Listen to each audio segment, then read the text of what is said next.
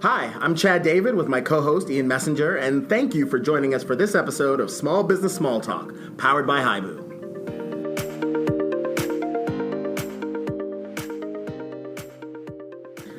Hey, today we're talking with Paul Altobelli, Hibu's small business website product lead, about what makes a good small business website. Hello. Hey, Paul, thanks for joining us. Thank you. I guess to start off, I'd just like to hear a little bit more about you. Tell us how you got started. I've been messing with the internet now since around 1997. Good year. I was working for this company, and it was an internet-based advertising agency, as it was called then. And my boss told me, he says, look, you can't, I'm not going to give you a raise unless you learn HTML. And I didn't know what HTML stood for. And I went and got a book called HTML for Dummies. It's a good place to start. And I built my first website called paulbaby.com. And then almost immediately, I got pulled aside and said, hey, can you build a website for me? And it was my church. So the first website I built was for my church. And then after that, it was another small business and then another small business. And all I've ever done, all I've ever known since the beginning has been small business websites. So just to jump right into it, when you think about all the small business websites you've seen in 22 years, what are you seeing that makes a good website? A good website, it has to come off as professional. I think the more amateur it looks, the less likely that somebody might interact with it. Now, if you're looking for something very, very specific and you comb the web and you're only finding one result, well, then you're going to give it the time of day. But if there's a lot of websites out there that some are professional and some are not, you're probably going to pay attention to the ones that are professional. And by professional, I mean it's a clean design. It's organized in a way that makes sense for the user. It's got the right sort of content that speaks, again, to the user, meaning the person that's searching for that product or service, and tells them everything they need to know so that they can make the decision if I want to hire them or if I want to visit them or if I'm interested in more information. All right. I mean, that's perfect. I think exactly like you said, in a highly competitive, obviously, right, there are billions of websites out there. Yeah. You need to stand out, and one of the simplest but also most sort of involved ways to do that is to make sure your professionalism and the polish on your site, puts you head and shoulders above the rest. Right. We've all seen a website that doesn't do that. We've all gone somewhere and gone, oh, no. You could have websites that sort of pull the wool over your eyes, and it looks professional. But then when you really start looking at it, it's missing a lot of things. So professionalism is what sort of grabs your attention and sucks you into the website. Consider that everybody that visits a website is going to give it only a couple seconds before they're deciding, do I stay or do I go somewhere else? Right. And then once you hook them in and get them into the website, there's a lot of other things you need to consider in order to sell them. I mean, that's ultimately what that website's doing. It's sort of like an online salesperson. It's true. It's true. And so, again, we're talking about what makes a good website. But, in your experience, what sort of are the common mistakes that you're seeing when people are getting together and trying to, like you said, get those sales? I think the first big mistake that I see, the most common mistake, has to do with the actual content itself.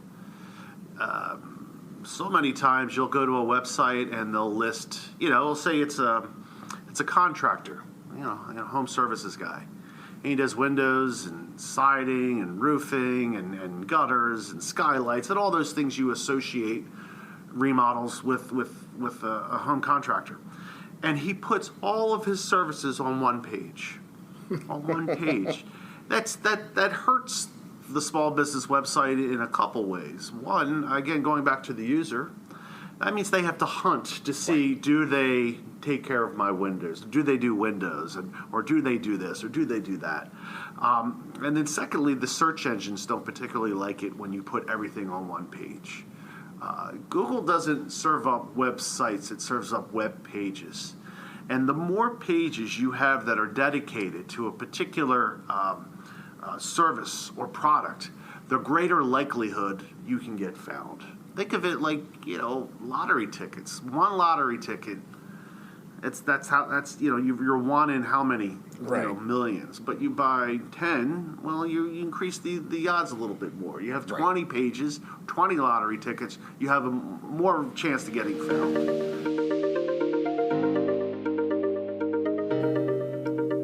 You're listening to Small Business Small Talk, powered by Hibu. Give your business a website built to deliver results with a Hibu Smart Site. Built for voice search, built to increase search ranking, and built to deliver more visitors and more leads. See what makes Hibu Smart Site smart at hibu.com. Hibu, hibu.com.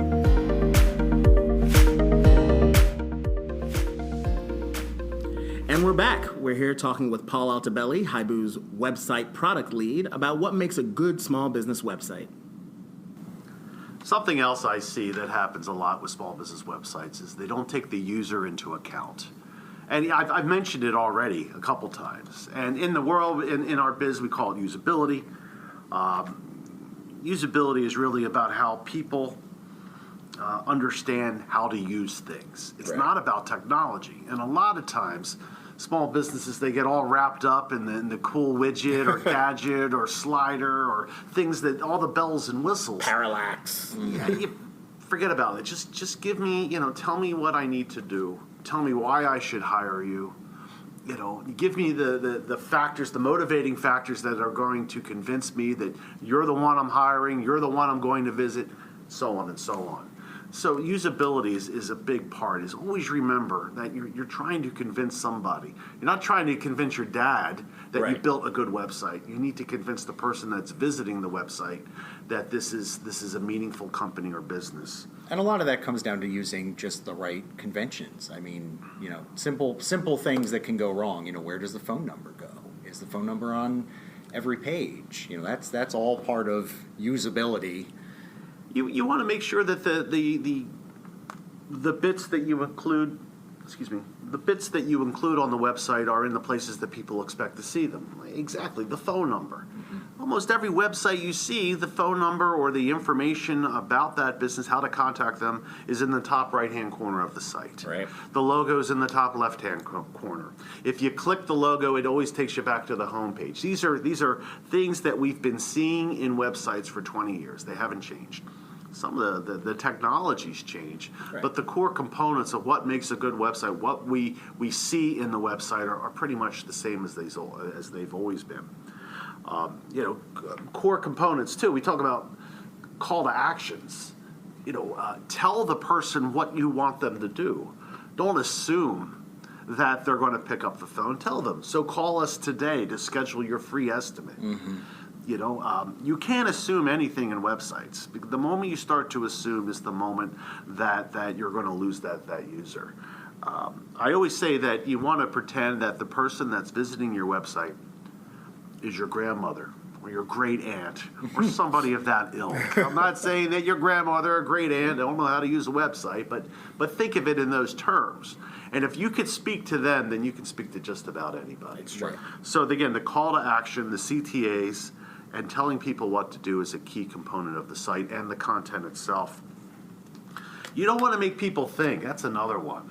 There's an author out there. His name is Steve Krug. Wrote a book in 2000. It's a Bible for a lot of web folks. Don't Make Me Think by Steve Krug. It's Krug. It's been updated a few times. There's a couple additions and updates out there. This guy is... Keep me from thinking. Yes. You don't want people to think. The moment that they put even if it's a microsecond of thought, into trying to figure out what you mean is the moment that you're going to lose them. Right. Again, we've only got a small period of time to grab their attention, get them to stay on the site. That's the professionalism. And then you incorporate these bits into the site to make sure that you can hook them in and then convince them to act. Yeah. It's all about conversions for small business people. It's about, getting the phone to ring, getting the cash register to ring, getting people through the door. That's what they want in a website. You could make the argument, well, it's about branding. Yeah, of course it is. And the branding associated with the website should match everything else that you're doing, online and offline. Same logo, colors, pictures, and things of that sort. But ideally, it's about the content there. Right. There's a line that you've used before about, your website should be your best salesperson. It's not just there to say, I have a website and I have a URL on my business card. It has to serve a purpose, and it has to have these kinds of things built into it to achieve those goals. Speaking of things built into websites, well, there's an approach you take to the copywriting called on-page SEO. SEO, it's a term even my grandmother knows, right? Yeah. Search engine optimization. And there are things you need to bake into that content, into that site, to make it so that Google identifies and acknowledges your existence. And a lot of times with DIY sites and the way people go about building them themselves, they forget to do this. So on-page SEO, which could be its own topic. We'll save that for episode number 7. I like it. And we'll talk about SEO, but on-page is critical. And today, as we sit here with our phones on silent to make sure nobody calls us, mobile is definitely something that needs to be part of the plan when you're thinking about building that website, to make sure that it's mobile-friendly. User-friendly. Make sure that you don't just put a phone number, call us today, that phone number is a button so that I can click it with my thumb and get in touch with somebody right away. So the usability of the mobile site and the speed of the mobile site. I think we give websites even less chance and consideration when it's on our mobile. I don't have time for anything when it loads, because I can go to another website so quickly. So, you have to consider that. Site security is another one now. You'll a lot of times you'll visit websites and this alert comes up saying this site might be unsecure. Yeah, that's terrifying. And Google's basically said, look, if you don't make your site secure, we're not even going to acknowledge you exist anymore. Yeah. We're not going to put it in front of anybody. We're going to, in fact, warn people to not go to your You're site in a bad specifically. neighborhood. Right. Turn Leave. around. Yeah. And security, just so everyone's clear, security is about the user's security. Right. It's because if I visit that website as the user, as somebody interested in that roofer, and I fill out that form and I hit submit, a hacker could come into that website and steal that information. Right. So the security is about the user experience and making sure that information doesn't go into the hands of the wrong person. Right. Especially if it's sensitive information, credit card numbers, any kind of, medical history, social security number. Exactly. And then, as I was saying earlier, consider that all pages are important. A lot of times, a lot of businesses will put everything on the home page or everything on that services page, as we talked about earlier. You have to acknowledge that any one page, as I said earlier, can be number one in Google, and if I have a page dedicated to roofing, well, then that's the page that they're going to land on, not necessarily the home page. So these are all mistakes we see all the time with small business. And I know it's a long list, but websites aren't easy to build. No. Although there's a lot of advertising out there that says, oh, here's Jack and Mary, and they've got a cookie shop, and they didn't have any business, but then he went over to this business here, and he got his free website, and before you know it, he couldn't make enough cookies. Right. That's not true unless they know somebody that knows websites like me, or they hire a company like Hibu to build their website. It reminds me of, back in 1997, someone might have the title of web designer. And at the time, that truly meant designer. I'm going to make this look good. But, I think a lot of folks today still make the mistake of thinking a website is one thing, or the person that builds a website is a jack of all trades. There are still people that are dedicated designers, and they could design you a great looking site, but it might not have the content you've talked about. It might not have the back end things you need, like security, like on-page SEO. So it really takes more than just a DIY tool to get this right. The approach to website development is really based on this concept called the 4 Ds. You have to define the website, design it, develop it, and deploy it. Right. A lot of times with these tools, they sort of combine everything into one. And that's really difficult. If I were going to recommend to a loved one or a friend, what is the first thing you need to think about when you're going to build your website, I'm going to say, get a piece of paper out and define what is that website going to be. Which page do I want? What do I want to convey back to that user? What do I want to promote in terms of what are my core competencies? What's going to make me money? Right. And then you focus a page on each one of those bits. You define it. And then you go into the design stage. And the design stage is twofold. It's the writing of the copy along with the design of the website. The physical, pushing the pixels and choosing the colors and making sure you have the right imagery. There's one, too. I forgot to mention, you see a lot of bad photos on websites. Oh, yeah. They're blurry, they're crooked, they're dark. They're old. I mean, sometimes they're very nicely shot stock photos from 1992. They don't fill the page. So the design of the website, along with the writing, is key. And while I'm at it, when we talk about writing for websites, two things to consider as well. Steve Krug again says too much copy is a killer for website and website usability. He says. Get rid of half the words on each page, then get rid of half of those words. Right. So if you've got 300 words, chop it down to 150 and then chop it down to 75. Right. We don't have a lot of time. So within that 75 words, you break it apart. You use things like bullet points and headlines so that it's easy to scan. So these are all the bits that you're thinking about with your definition and then the actual design part. Then once you design it, then you want to develop it. And that's the physical building of the website, taking into account the copy and the design and the definition. It's really hard to design and develop at the same time. Right. I've done it, and it's really hard. I mean, everything we're talking about here, by the way, in the 22 years that I've been building websites, I've made the mistake so many times. Right. And you only learn in this business from experience and making mistakes. Or as a friend of mine, a colleague here at Hibu, Scott Terizzi, says, I've broken a lot of eggs. And the more eggs I break, the better I get at figuring out what are the right components, the right ingredients of a good website. And it's a moving target, too. I mean, that's the nature of, being in this space and building good websites is, when you talk about development, 5 years ago, you didn't really have to worry about mobile so much. Now, part of development is great. I've defined it. I've designed it. I've built it in this tool. Let's see how it looks on a phone. Oh, terrible. Oh no, right?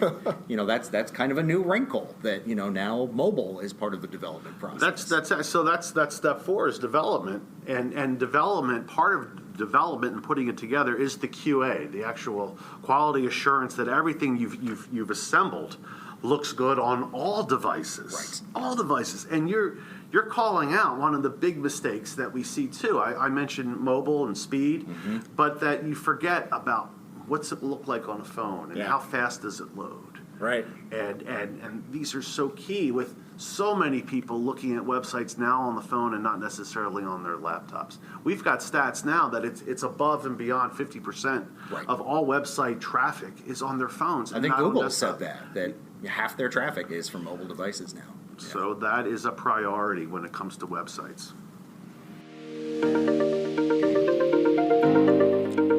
You're listening to Small Business Small Talk, powered by Hibu. Hibu is the country's leading provider of synchronized digital marketing for small businesses, delivering more visibility, more visitors, more leads, and more customers. Visit us today at hibu.com, Hibu, hibu.com.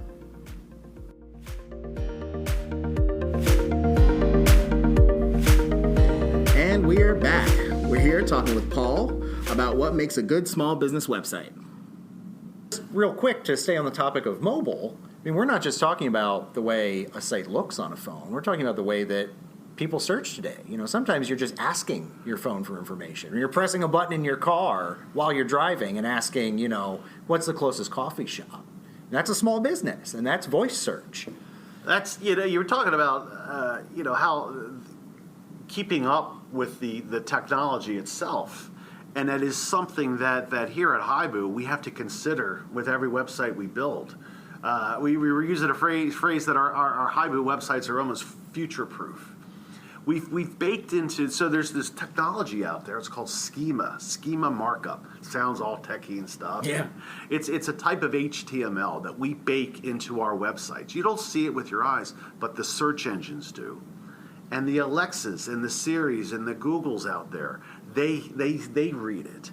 So when I'm saying things like, are there any diners in the area that serve up key lime pie? Google or Siri can come back and go, yeah, it's Mike's Diner on Main Street, right? And they're open until 4:00. It's because of this schema, this type of HTML that we incorporate into our websites, that the voice search works. If you don't have schema, you don't have voice search. It won't work. The two go together.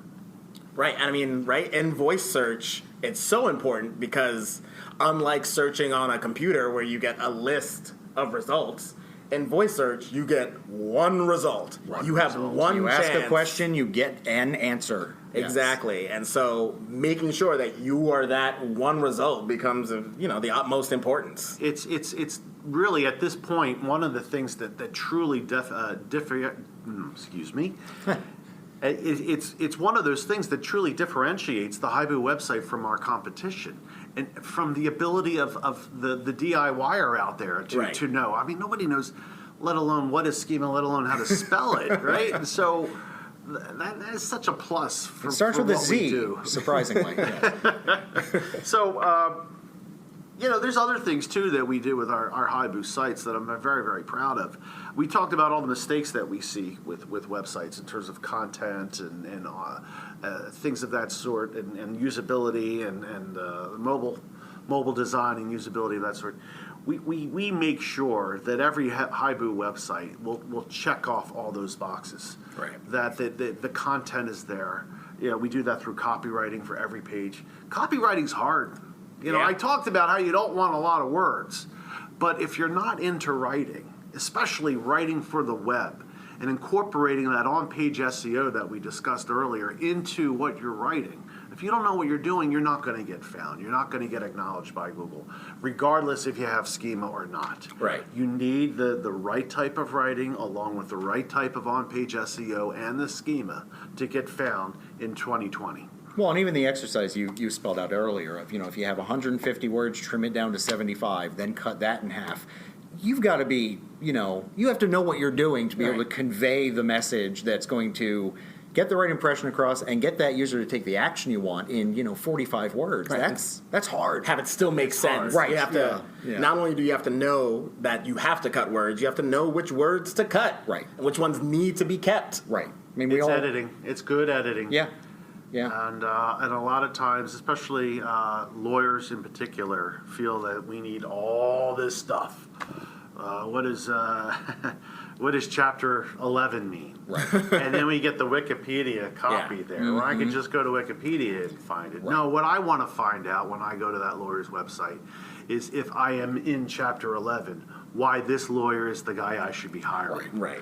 I've helped out this many people. I've settled this many. I've taken care of this. I've done this. I do this. I do this.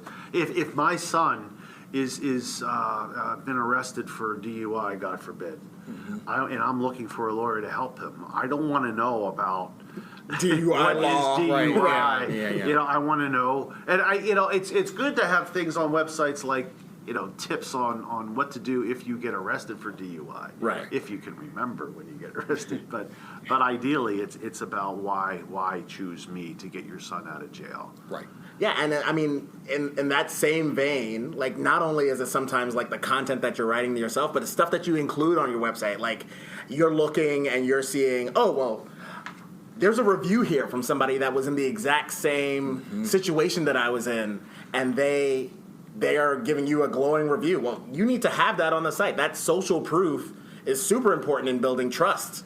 You're absolutely right, Chad. I mean, we call them motivating factors. And the motivating factors that we incorporate into every website, into headlines, into the copy itself, into call-outs, into the very first thing you see on the site when you come into it. These are the things that motivate people to act with that business. Right. They start, if you remember, squat. right? There's SQOT, squat. So there's speed factors. How quickly can you help me? Right. So let's go back to my boy getting in trouble. How quickly can I meet with this lawyer? Right. Is he 24/7? Can I call right now? Does he have chat on his phone on the site itself? Does he make can I meet him at the jail if I need to? Right. I mean, speed. So speed is key. And then you get into quality. That's the Q. And quality incorporates trust factors. You've got to trust this guy, right? If he looks kind of shady, I'm not gonna. Right. If you think you'll meet him at the jail because he's in the jail, he just happens to be in the cell next to my kid. I don't think I'm going to hire him. And that's where the photography comes into play too. Mm-hmm. If he looks a little shady or if the picture's blurry, no, I want somebody that looks professional, that looks like a lawyer. Right. That's key. So trust is incorporated into the quality, and then you have offer. That's the O, SQO, right. Offer. Offer has to do with money. Hey. So, for a pizza, it's easy. You're incorporating coupons, Sure. Buy one, get one, Pepperoni. and it's Pizza Friday night, and those types of things. For a lawyer, it might be we don't get paid unless you get paid. Right. Just a phrase like that might be the differentiator between one lawyer and the next lawyer in terms of who I'm going to hire. And then finally, you get testimonials or reviews. In today, do you buy anything unless you're looking at reviews? No. No. I read reviews on pretty much everything. Everything, yeah. And you need to incorporate those into the sites or people just aren't going to pay attention. You could have everything else checked off, but if you don't have people on there giving him 5 stars, and a lot of people giving him 5 stars, you're going to go somewhere else. Right. Well, this guy's got 20 reviews and this guy's got 1.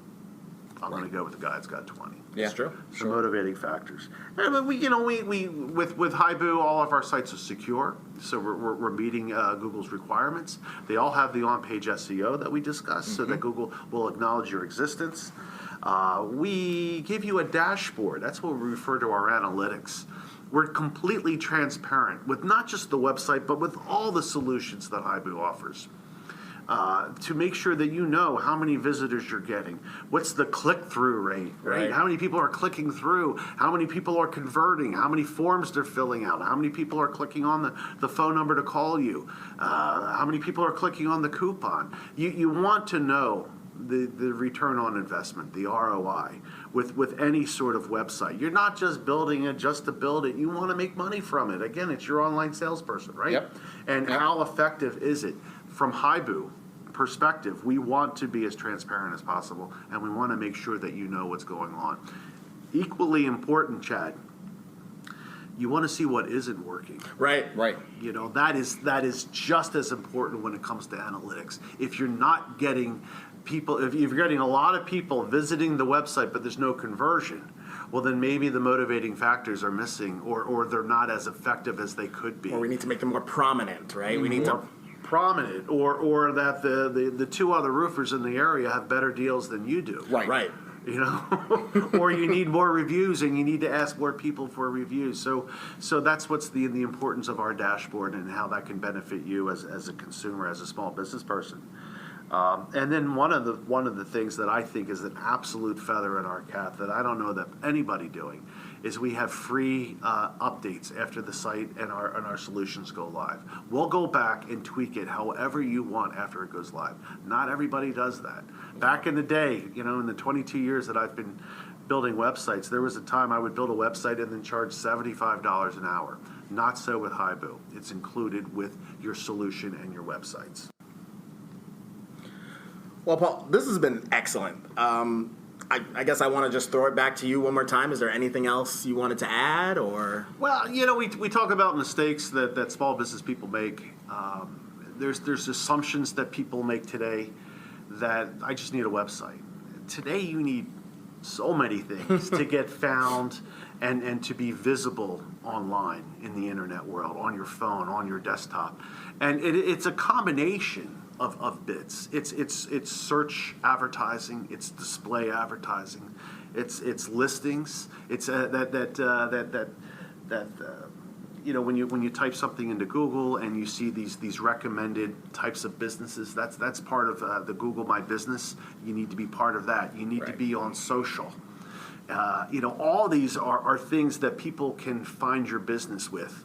Above and beyond just the website itself. So that is an absolute consideration today, is that you just can't have a website all by itself. Even though I'm the website guy and I believe the websites are the most important, they're not. They're a part of the equation.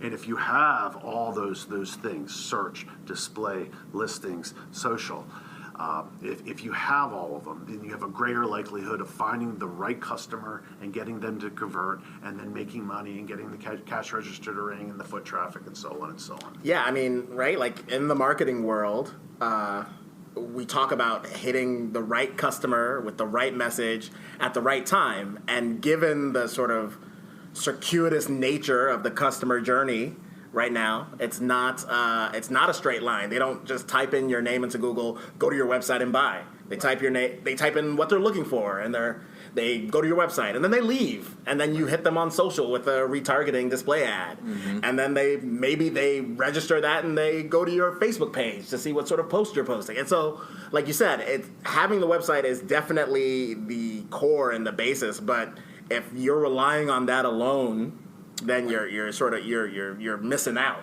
You're not gonna get the return that you could be getting if you invested into the rest of it. Having that sort of like integrated, synchronized marketing plan is the way to go. Well, and that's key too. Is it's not just a matter of turning all these things lights on and I got search ads and I got display ads and I've got a website. It's making sure they work together. They're all in sync. Right. If you have, one person building your search ads, someone else building your social ads, another guy that built your website, there's a good chance they're probably not even going to look the same, let alone have the same goals and factor in that sense of it's an ecosystem, right? Someone's not going to see just one piece of this. They're going to get retargeted, or they're going to visit your website and then check you out on social and then look up your Google My Business listing. These things all need to be considered as one happy family. Agreed 100%. I agree. That's what you need to do. All right. Well, that was great. Again, one last time, I'd like to thank you, Paul, for joining us. My pleasure. This has been Small Business Small Talk. And Small Business Small Talk out.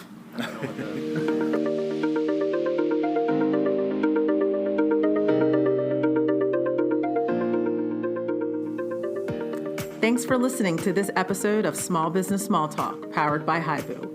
Hibu is a leading provider of synchronized digital marketing for small businesses across America.